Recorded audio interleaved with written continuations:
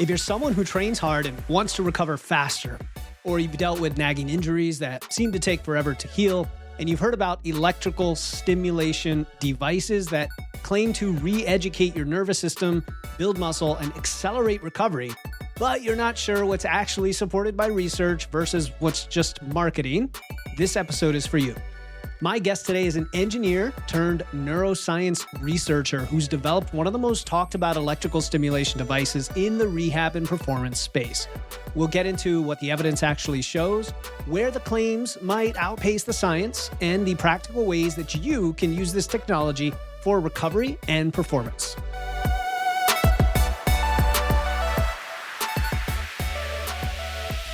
Welcome to Wits and Weights, the show that helps you build a strong, healthy physique using evidence, engineering, and efficiency.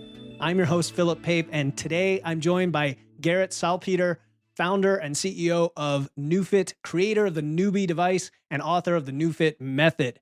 Garrett brings a background that we don't often see here. He is trained in physics, engineering, and neuroscience, and he's applied that to developing electrical stimulation technology used by hundreds of clinics, dozens of professional sports teams.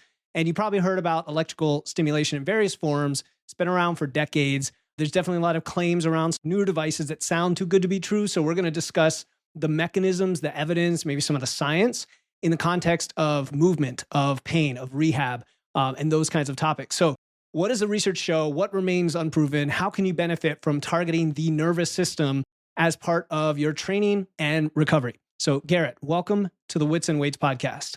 Thank you, Philip. I love that introduction. I like the 3 E's that you mentioned there. That's good.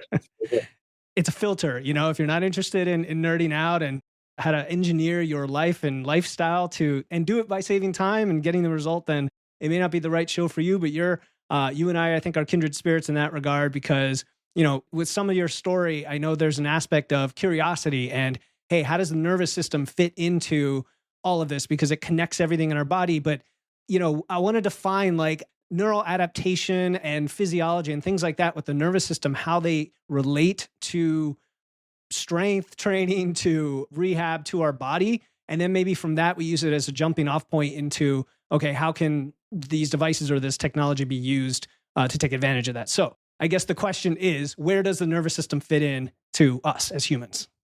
That is a big question, a big topic, and there's a lot of different pieces that we can put together to start to build a picture here. So the nervous system is literally the control system of our bodies.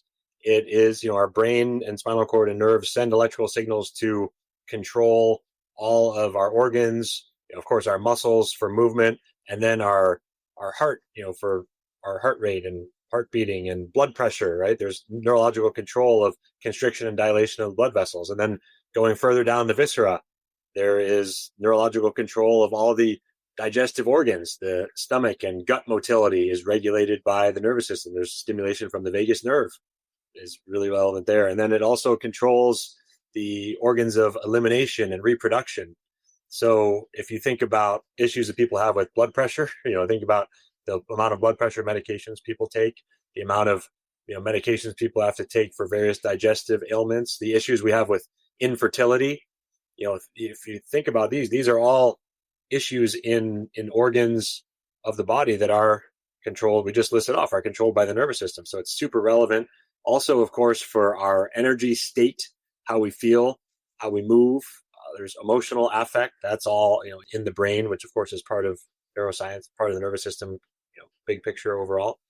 And, you know, it's super relevant to everything. So I think if we're trying to look at an approach for helping someone improve their fitness, their health, their body composition, their vitality, you know, the nervous system, because it is the underlying control system of the body, is a very attractive and, you know, reasonable target or, you know, place to really focus our efforts.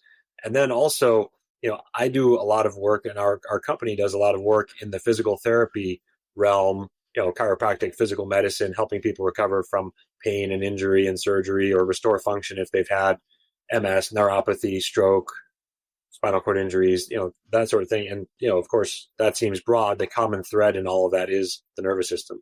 And that's why I talk about all those different areas. And one of the big breakthroughs in terms of the nervous system is that so many times when people are injured or have pain, we are operating in this hardware-based paradigm where we're so focused on the tissue that's been injured, thinking that needs to heal. And yes, of course, we want it to heal. However, so many times, I've just seen over and over again, and now our network of hundreds of clinics and thousands of practitioners have reported the same thing, where there's so many times where someone will come in with some sort of injury and they think that, oh, because the ankle's sprained or the shoulder has a grade 2 separation or because the disc is herniated, they're not able to move past a certain range of motion, or they're not able to exert force or do this without pain. And then in the span of 10 minutes of neurological stimulation directed appropriately at the right amounts, in the span of 10 minutes, all of a sudden, someone's range of motion, if you're just listening, you can't see me, but if you see the camera, you say, I'm going to bring my arm from my side, from here, in 8 to 10 minutes later, it's all the way up overhead. It's like, well, how does that happen? In 10 minutes, no one's ligament is literally, being sewn back together, right? Or it's not just naturally just mending back together. So the change is not in the hardware, in the tissues and structures of the body. The change there is functionally in the software, in the nervous system. And there's so many times where it's not as much about that initial injury or insult as it is about the neurological response, the guarding, the inhibition, the hypersensitivity, the perception of threat that leads to pain. And so many times working at that level allows us to have these breakthroughs to help people feel significantly better, significantly faster. And yes, there's times where you don't get as much of that, that type of home run, wow moment, type of effect. And that's when we know that it is more of a hardware issue. Oftentimes, there's a significant component of it that is in the software in the nervous system. And so you can kind of tell how much of the issue is more hardware based versus how much is more software based by applying this type of neurological stimulation. And I think, just to kind of put a bow on it, yes, that is sort of the breakthrough, is that often by working with the nervous system, even for things that we think are more structural issues, we can often have these really incredible breakthroughs. Man, you just encapsulated it so well, and you spoke a lot of my language there with the hardware software too, because my engineering background's in control systems and working with electronics, and I always love the beauty of the math of the human body and how many of these layered systems there are, and we take them for granted and do try to simplify sometimes things down to what we see, or a physical limitation, and of course there's the mental side of it too. But as I like to define things in scientific terms, the idea that there's an electrical connection that is connected to guarding and maladaptive, patterns that you get stuck in after injury. And like you said, the perception of threat, when we oversimplify and talk about flight or fight versus like the parasympathetic nervous system, it's very, very fascinating. And there's 3 things that came to mind, like in my personal experience, that I think will relate to what we're talking about and the listener. Years ago, I had a herniated disc and avoided for a long time having surgery. I did have surgery, and whether it was necessary or not, I remember reading a book about a gentleman who thought that like 95% of back issues could be treated with mental or psychological approaches. And I've always found some solace in that, because I've seen that with folks who kind of apply a positive mindset and then try to use the tissue and strengthen, and then the pain goes away, and you're like, that's very interesting, right? And it's not a woo thing either. It's connected to the nervous system.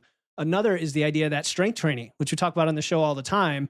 I'm always telling new beginners, you're not going to build a whole bunch of muscle in the first 2 months, but you're going to get a lot stronger. And there's a neural component to that I think is tightly connected to all this, that if you can understand it, it explains some of these other areas we're going to talk about. And then lastly is, I just had a follow-up for my rotator cuff surgery, and the doctor's like, your range of motion is much farther than I expected. He's like, I think a lot of it is in your head, in a good way. Like, he wasn't trying to gaslight me. He was saying, I think it's you've been through it before. Your body's like has muscle memory and this and that. And I'm like, that's interesting. I got to talk to Garrett about that too when we have our talk today. So having said all that, like, when we talk about the nervous system limiting someone in some of the ways you just alluded to, whether it's strength or recovery from an injury or thinking they have a limitation, what specifically are you referring to, like, in a way that's measurable, if that makes sense? Like, what is actually happening? And is this dependent on the person's, thought process and their psychology of it? Or is there something else that's going on, if that makes sense? you brought up some great topics there. We were talking about the book about, the psycho-emotional kind of underlying factors and contributing to back pain. Is that Dr. Sarno? Is that? Yes, there you go. Yeah, that's From like the 80s or 90s, something like that. Yeah. yeah, it was really good. So then the underlying neurological phenomenon here, I think the first piece that we have to understand to start to build this narrative here is to understand that our brain's number one priority is survival and protection, right? Our brain cares far more about making sure we live to see tomorrow than it does about us, looking good in a swimsuit or jumping a few extra inches in the air on the vertical jump or throwing a baseball a few extra miles per hour farther. So our brains are really set up to do more. It's more like a brake than the throttle. Our brains limit us. There's a lot of governors, a lot of inhibitory pathways. There's, if you look at, I love your, talking about control systems and your perspective there, Philip. When you look at the control system that is the nervous system, there's just as many inhibitory pathways as there are excitatory pathways. And there's actually in many ways more, like when people talk about they get drunk and they lose their inhibitions, these different things, that behaviors that they wouldn't, normally let them. Their safety mechanisms are gone. Yeah. So inhibition is that process of limiting function. And so from the perspective of movement and maybe athletic performance, and just in this realm, what happens there is that the brain and nervous system have these built-in mechanisms like a stretch reflex. If you stretch past a certain point, it makes your muscle contract to protect itself from tearing. You have the Golgi tendon organ mechanism that senses force or tension in the junction of the tendon and the muscle. And the idea there is that if it goes past a certain point, it's going to shut down the muscle to make sure it doesn't contract too hard and rip the tendon off the bone, right? There's these mechanisms that are there for a reason. It makes sense. We don't want to get rid of them, but I'm just sort of laying the foundation of understanding that there's these mechanisms in here that limit our output. They're there for a reason. Okay, so number one priority is survival and protection. So our brains, another part of that is that our brains, evolved in over, millennia where food was scarce. And one thing that our brains often do that you and listeners may relate to is, our brains often will cause us to feel a little bit lazy, to want to not do something, want to conserve energy in case there's a famine tomorrow. So another way in which our brains actually hold us back, fatigue. There's some great work.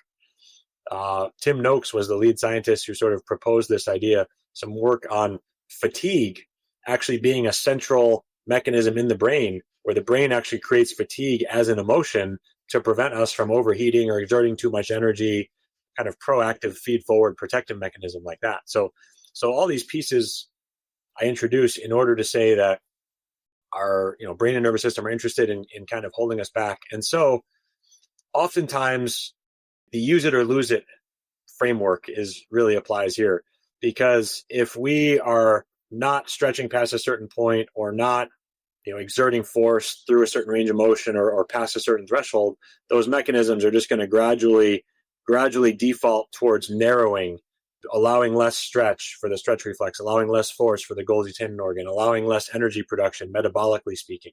So we're gradually going to be going towards that conservation of energy and that protection. And so it takes work just to maintain effort. And then so because of sedentary lifestyles and poor habits and things like that, a lot of these mechanisms get set too conservatively. And then on that backdrop, if you add in injury, if you, Philip, have a shoulder surgery, hypothetically, I know you literally just had a shoulder surgery, but if someone has an injury, an insult, a surgery, of course, is like an injury, but even more traumatic.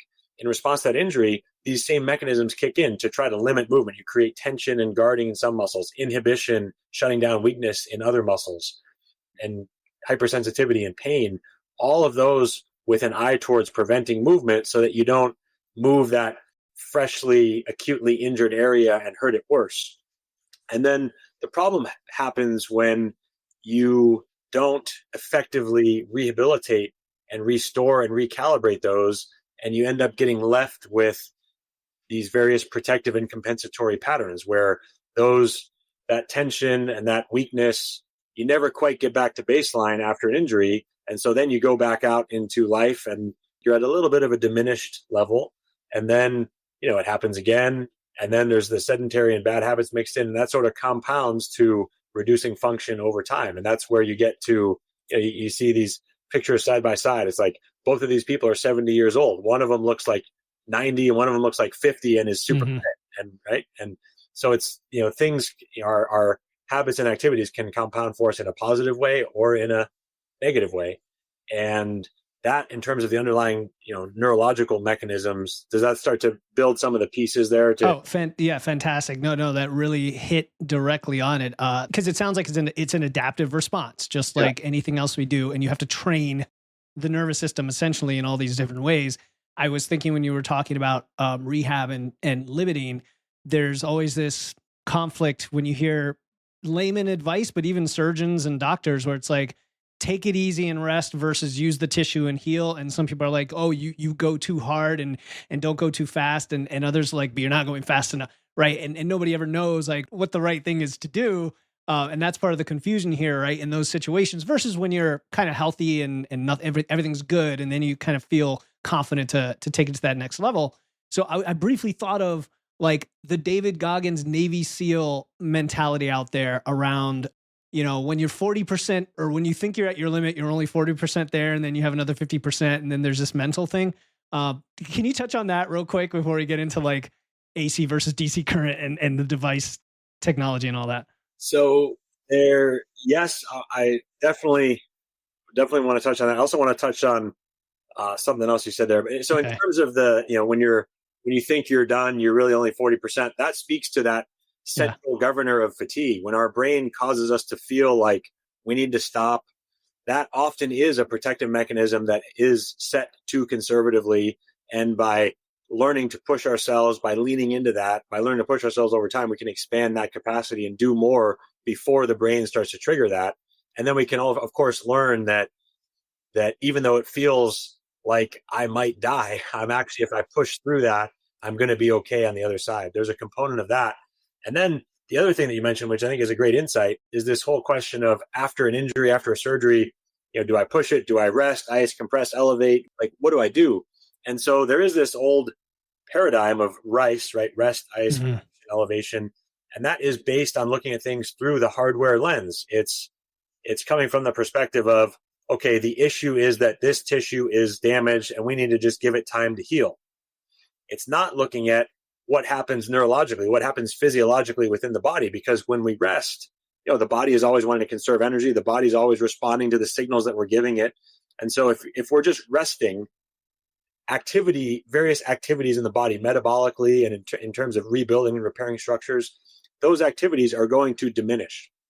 You see that people who are, extreme example would be astronauts in space. When they don't experience gravity, they begin to lose muscle mass, bone density in the span of, a day. It starts. And when people are in hospitals and have a leg raised or are unweighted or just, totally sedentary, they start to atrophy very, very quickly.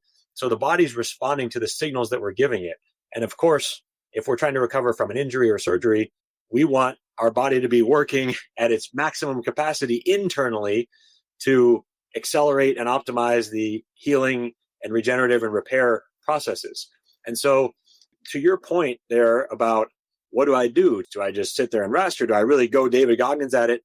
What we have to do is, it's not minimum or maximum, it's optimal, it's in between. And it's like many things in life and in engineering, it's about creating as much healthy, productive input as we can without crossing that threshold where we overload and cause re-injury. And if you think about it, like I talked about how a lot of these mechanisms are evolutionarily over millennia. If you think about one of our, Paleolithic caveman ancestors, think about someone who gets injured. They're not going to be sitting around watching TV. They're going to have to sort of like move on it, and they might be hobbling around, but there's some benefit to, within reason, just getting after it and moving, because you're going to be signaling the body to start working again to upregulate all the underlying processes that control the healing result. And so what we want to do is find ways to do that, not necessarily being, with the average person, the David Goggins, just suck it up, but using technology like of course we have and are passionate about sharing at NewFit. By using technology like that, we can create neurological input just the same as if you were really moving and loading that tissue, but without creating the same mechanical loads that might otherwise put you at risk of re-injuring the tissue.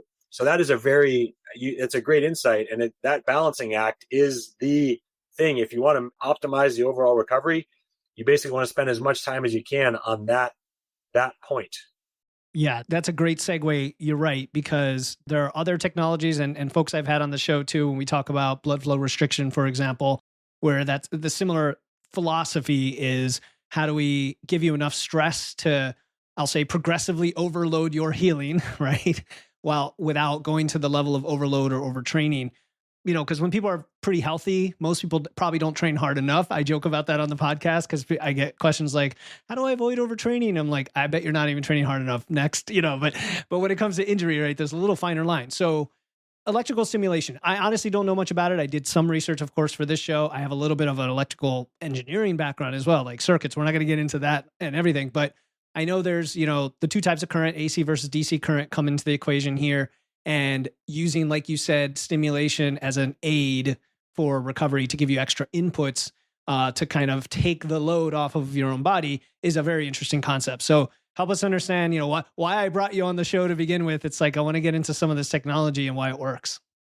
At the most fundamental level, what we're doing with electrical stimulation is we're using an outside influence to stimulate the same signals that happen inside of our body anyway. So it's sort of like the first domino. If you have a bunch of dominoes set up and I tap the first domino with my finger, or you tap the first domino with your finger, the same thing is they're all going to knock each other down, right? So the rest of that, after the first domino, the rest of the cascade is the mechanoreceptor, the sensor out in the body, and then the neuron going to the spinal cord, and then the spinal cord up to the thalamus and into the brain, and the various processes that happen as a cascade in response to all of that. So what we're trying to do is create that, use an external stimulus or source to trigger that process that would happen naturally in the body anyway. And that's the same process, that cascade of neurological activity, the same process that happens in response to load, to movement, to stretch, to force, all these other things that we were talking about earlier.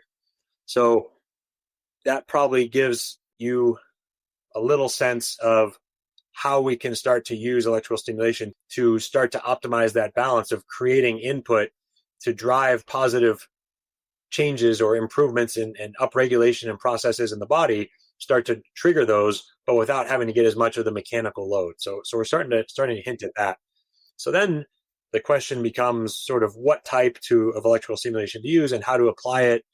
And what we're probably best known for is using direct current, this kind of more modern paradigm of electrical stimulation. So there's benefits to direct current that I'll get into. Just a quick aside, the history is actually very interesting, where a lot of these benefits that we'll talk about momentarily, a lot of these benefits were known back in the 1960s, 1970s. The Soviet sports scientists were experimenting with all types of electrical stimulation as part of their effort to prove that their political system was superior, and they were trying to assert athletic dominance. And so a lot of what we get today, periodization, plyometrics, a lot of these principles that we use in sports performance training came from that era of Soviet sports science. And so they knew a lot of the benefits, but there was always this really big hurdle, this really big problem where when you turn direct current up to a high enough level to create progressive overload and neuromuscular reeducation, it would literally sting and burn the skin. You'd get positive charges gathering around the negative terminal or electrode and vice versa. And that creates resistance, leads to heat dissipation, and then ultimately burning, stinging, burning, discomfort. And so direct current totally fell out of favor. And in its place, filling that vacuum, came the various alternating current devices that we're familiar with. Most people probably think of the TENS unit. TENS, yeah. Then there's also interferential. There's quote unquote Russian stim, which even though the Russians use different types, they're what we think of as like sort of the trade name Russian stim is alternating current.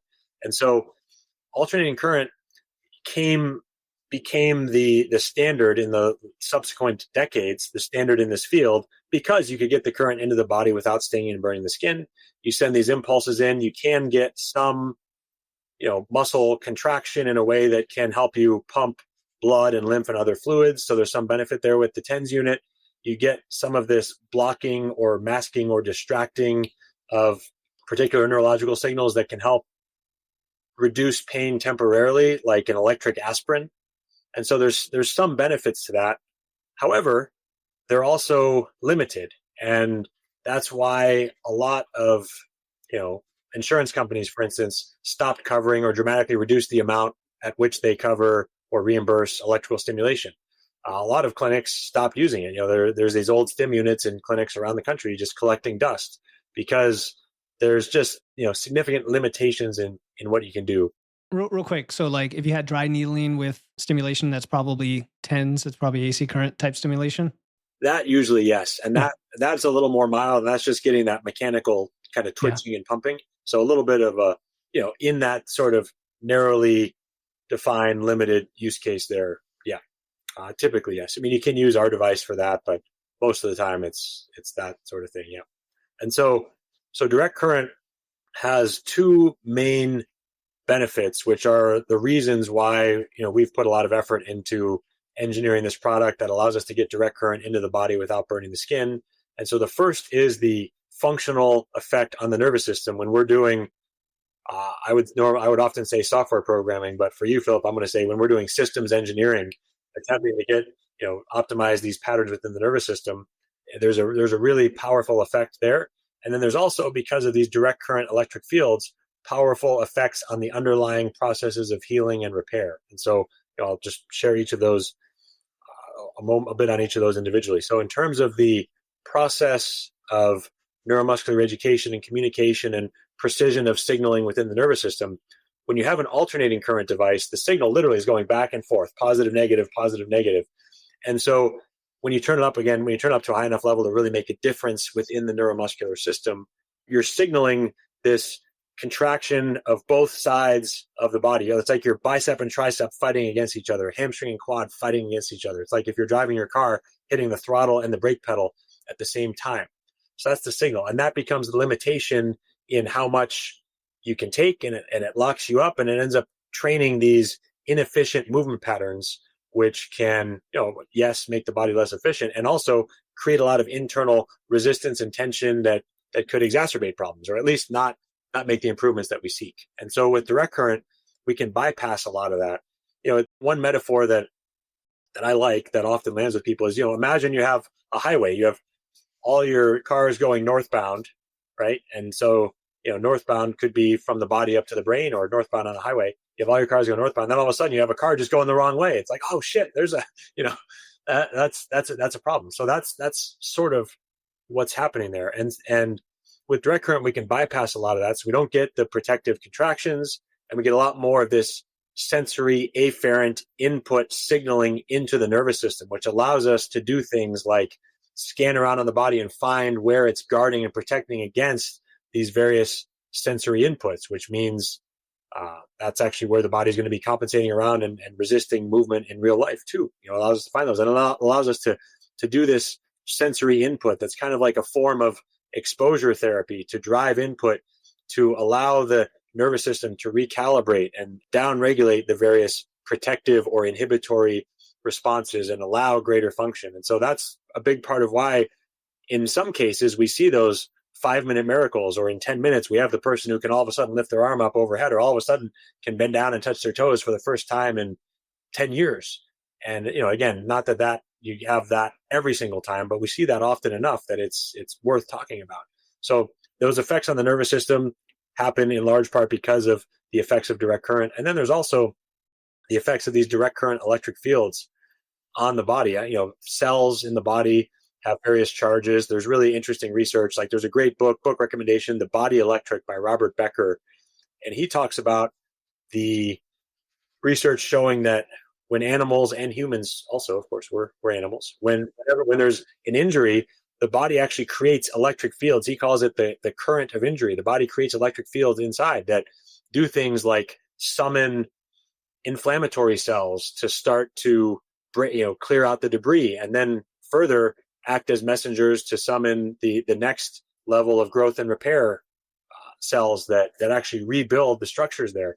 So we have these electric fields, and there's really cool research. It had been mostly in animal models until a study we did that I'll tell you about had been in animal models looking at the effects of direct current on the underlying processes of healing and repair and regeneration. And then we did a study, the first comparing in humans alternating current versus direct current. And for this, we worked with diabetic neuropathy patients. So patients' average age was 74. And this is an interesting population because it's been written off that they can ever really heal in any meaningful way, that they can ever really restore function.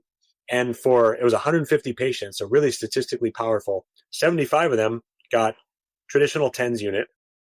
And with them, what happened is what most people expected, little to no meaningful, significant functional improvements. There was, however, some reduction in pain. It's about symptom management. That's kind of the standard of care. So there was some benefit there.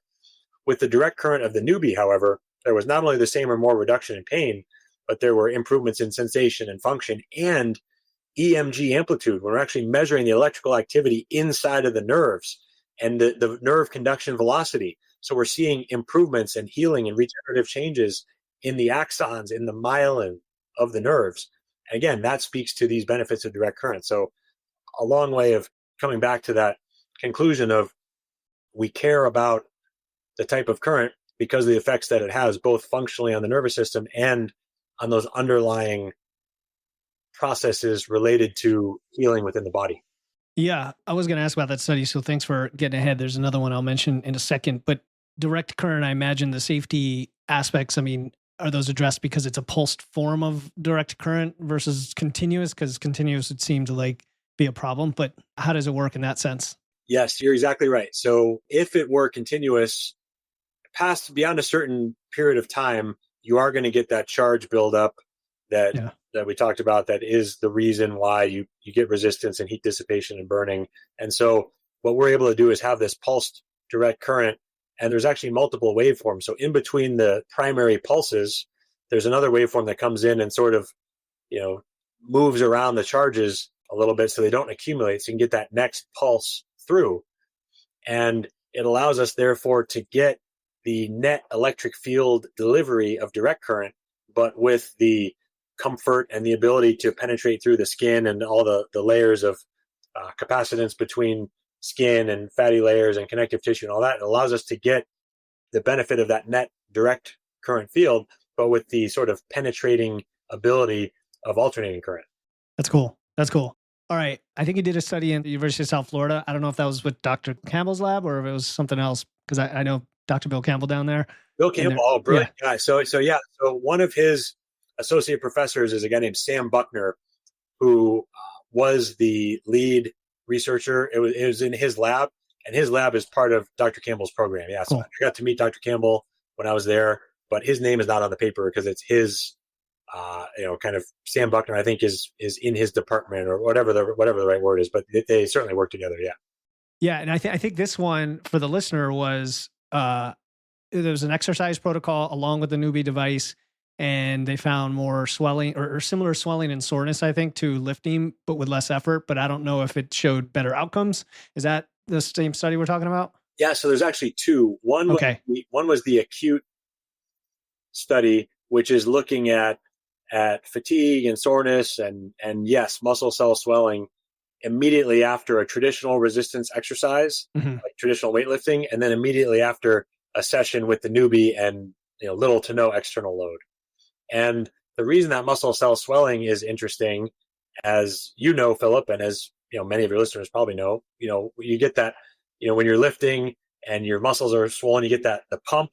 Right? Yeah. The pump is actually a thing, because what happens when your muscle cells are depleted of energy, and perhaps there's micro trauma, not necessarily, it doesn't have to be soreness and damage, but when they're depleted enough, they actually start to slurp in or suck in the blood plasma, the extracellular fluid there, because the blood plasma, right? We have our red blood cells, then our plasma carries a lot of things, including amino acids and proteins. So the muscle cells start to suck in that fluid so that they can get the proteins and the raw materials and glucose and energy and stuff like that. And so part of the process of hypertrophy, one of those early steps is muscle cell swelling. And so being able to look on an ultrasound and see the amount of muscle cell swelling is an important precursor for the hypertrophy, the processes of hypertrophy and muscle building. And it's sort of functions as a proxy to know that you got the job done in your training, and you can expect, assuming all the underlying health processes are viable, you can expect that you're on the road to hypertrophy. So there was the effects were virtually the same using the newbie with little to no external load versus, traditional higher resistance exercise. And then there was a second study looking at muscle growth over a full 8-week training cycle. Okay, no, yeah, and I was wondering about, so the first study was immediately measurable, but not necessarily longitudinal, like that hypertrophy actually did occur over time, or you're saying the outcome was the same as the heavier load traditional group?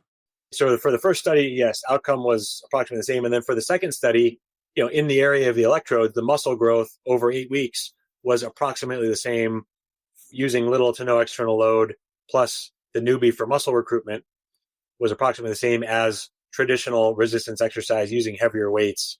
I think it was twice a week for 8 weeks, or something like that. Yeah. And were these untrained or trained individuals? These were, that's a good question. Yeah. It's an important question. And I knew that detail at one point. And all right. It's all right. No worries. It's not a quiz. Just curious. They were, college students in the lab. And one of the interesting things is that they were, each individual subject served as their own control, because they did one leg. It was knee extension and looking at quad muscle growth, and they flipped a coin for which one was right leg, which one was left leg. So they did the traditional, resistance exercise, something like 70 to 80% 1 rep max, multiple sets on one leg, knee extension, and then, low to no external load with the newbie on the other leg. And so in the area around the electrodes, it was similar muscle. So in that quad muscle, similar muscle growth. Okay. And are we, so when you look at populations that benefit the most, the least, where it's not worth or whatever, are we talking about, so what comes to mind for me is somebody who trains regularly. Is this an enhancer? Somebody who trains regularly and is recovering, I could definitely see an application there. And then people who don't train regularly, and I guess in that context, it's either recovery or just, okay, let's start with this. Is there a population where they want to build muscle and take it easy and not have to train as hard? Like, does that work with their device? So, there's no easy button that. Yeah. Okay. I want to get that out of the way, because BFR has the same conversation. People are like, yeah, just use BFR. You never have to lift heavy again. I'm like, BFR is kind of hard to do, and you have to do a lot of reps. So I'd actually prefer to just lift heavy. But yeah, lay out for us the main segments and use cases. So I think, of the use cases you mentioned there, I guess I have a slight inclination to just start at the top, which is someone who's extremely well trained. What can we do for someone who's a professional bodybuilder, for example? Like, someone who's already gotten the muscle definition, just like what seems to be the maximum a human could possibly achieve. And there's, dozens or perhaps now hundreds of professional bodybuilders who have been using the newbie for a variety of reasons. One interesting example that stands out is Dexter Jackson, who won Mr. Olympia in 2008. And it was when, Jay Cutler won a bunch of them. He won a few, and then Dexter won, and then Jay won again. It was during that era. And so Jay also uses and likes the newbie now at his gym out in Las Vegas. So Dexter, when he was either 49 or about to turn, or he had just turned 50, because it was Mr. Olympia when COVID and it got delayed. So he's either 49 or 50 years old. So let's say he was 50. So when he was, 47, 48, 49, he was still competing in bodybuilding, but everyone said he started to lose his legs. His legs are getting a little smaller, a little bit less defined. And once you lose your legs, you're done. And he started working with the newbie. He did one leg day per week for 16 weeks leading up to this Mr. Olympia. It should have been the 2020, but it was in 21 because of COVID, or whatever year that was. So he started using it. And if you look at the before and afters, you can actually see holy crap, this guy built his legs at 50 years old, doing 1 day per week for 16 weeks on the newbie.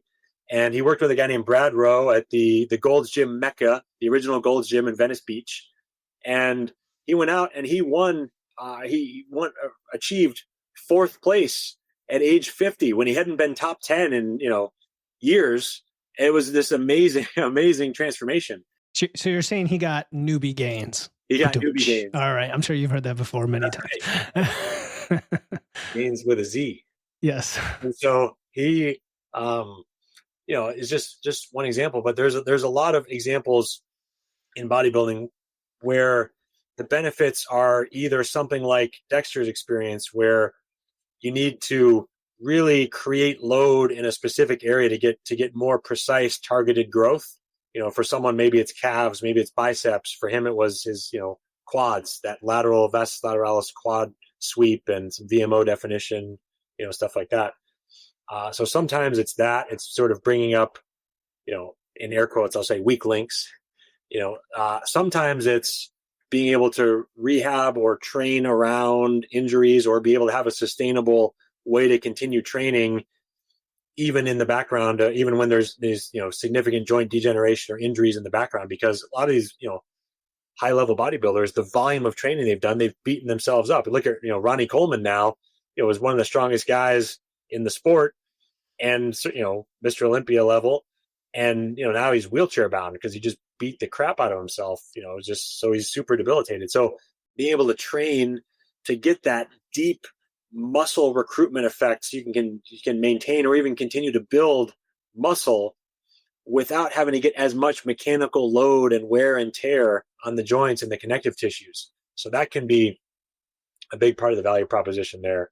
So let's stick on that population for a second, right? Because we talk about muscle fiber recruitment and like how different loads have a different impact in that regard, right? 80, 90% load, more on that strength regime tends to work on the deeper muscle fibers and the larger muscle fibers, and that versus 30 to 60% is like your hypertrophy regime of percentage of your max. So for a guy like that, or even somebody who is just an advanced trainee, I think your device requires a professional to it's like FDA cleared, and you can't do it on your own. Is that correct?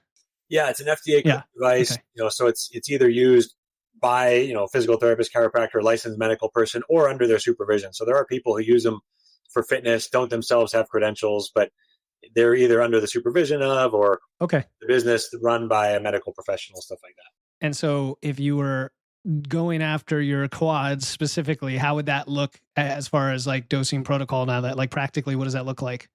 So in terms of kind of understanding why this matters, I think it's worth going back to what you said. You're talking about like these higher percentage of your 1 rep max typically being more lower rep, more strength oriented, a little bit lower load, higher rep is typically more hypertrophy oriented. So for hypertrophy, what you essentially need to do is stimulate mechanically and deplete as many motor unit, as many muscle fibers as you can, which means you need to activate neurologically as many motor units as you can.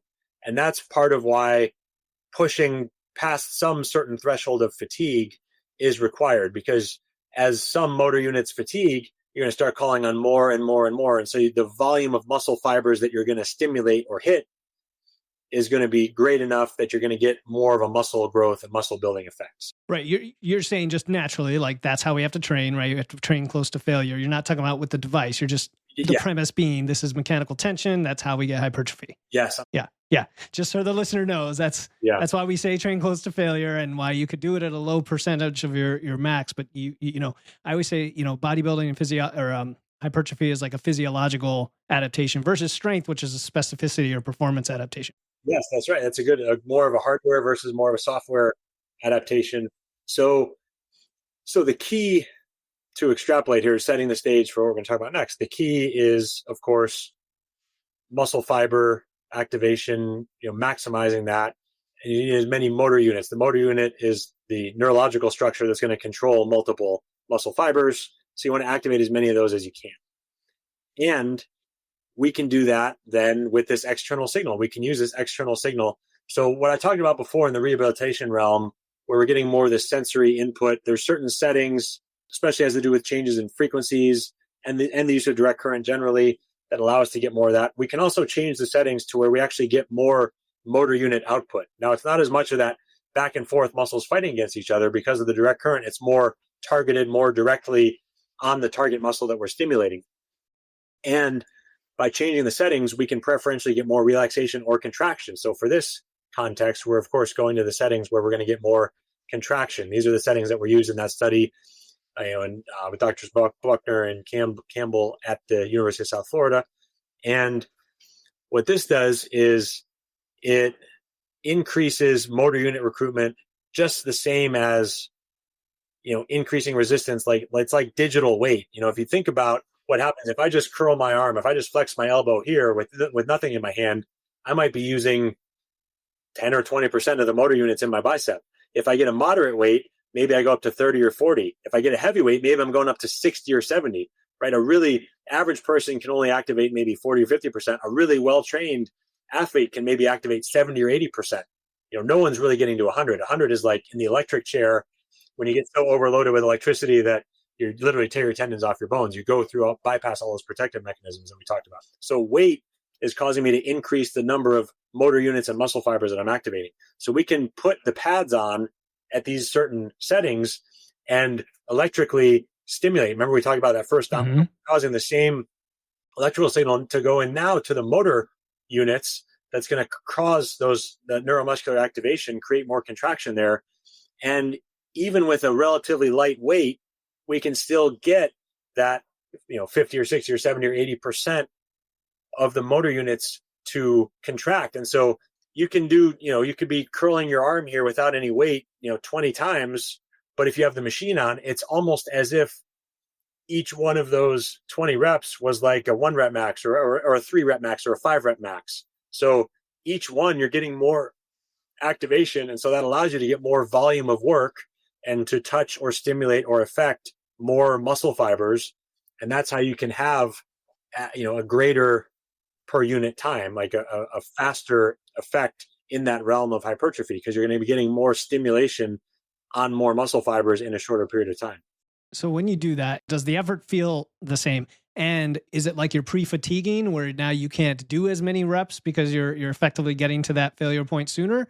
Or because you don't feel it, you're getting past the point you normally would? Part of that is how it feels, the rating of perceived exertion, or RPE, which I know you're... Yeah, RPE or RIR, the inverse, yeah. Yeah.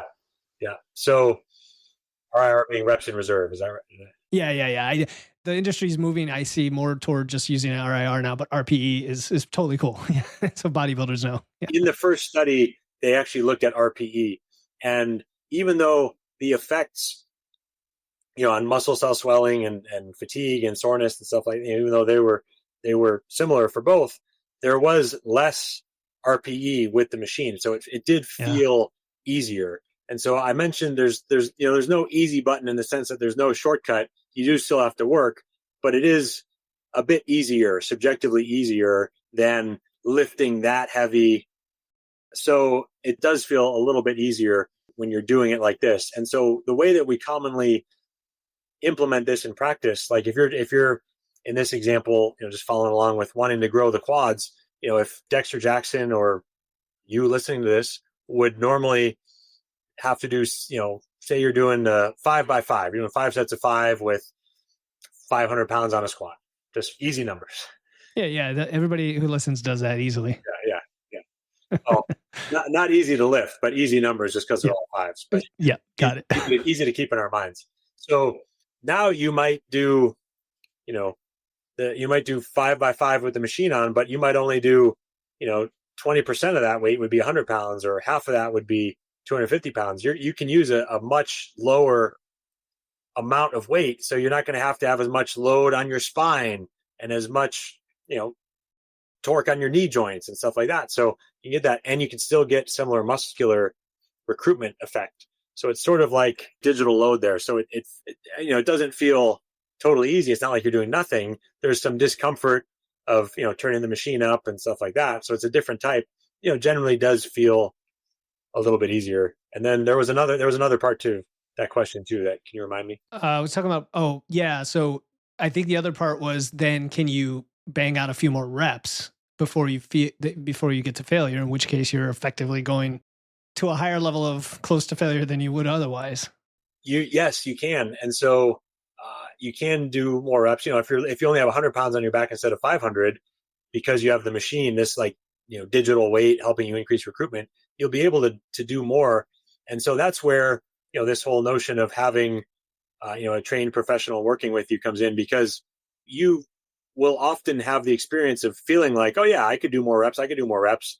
But we actually want to limit that until we see how someone responds, because you can have, significant muscle soreness after this because you're getting so much recruitment. So we have to, it's with great power comes great responsibility. We have to sort of titrate up, dose appropriately this, because it is such a potent stimulus.